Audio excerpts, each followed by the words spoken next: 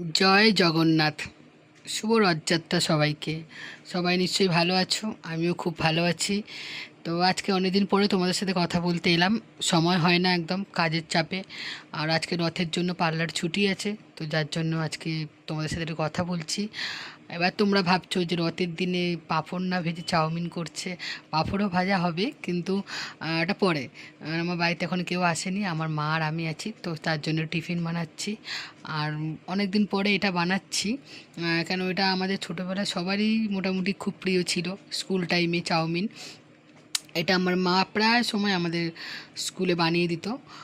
আর যখন আমি করতে শিখলাম তখন আমিও বানাতাম আমার বোনের জন্য, আমার জন্য। আর আমার বোনের আর আমার খুব প্রিয় এরকম সাদামাটা চাউমিন। আর মা আমাদের স্কুলে বেশিরভাগ সময় এটা তাড়াহুড়ো করে বানিয়ে দিত। আর এখনও মাঝে মধ্যে সময় হলে বানিয়ে দেয়, খাই। তো আজকে ওই জন্যে করছি। তোমাদের কার কেমন লাগে জানিও। আর এটা আমার মায়ের থেকে আমার শেখা। আর অবভিয়াসলি মায়ের থেকেই মেয়েরা রান্না শেখে। তো চলো, তোমাদের সাথে কথা বলতে বলতে আমার রেডিও হয়ে গেল। মায়ের স্পেশাল চাউমিন কেমন হয়েছে জানিও। সবাই খুব ভালো থেকো,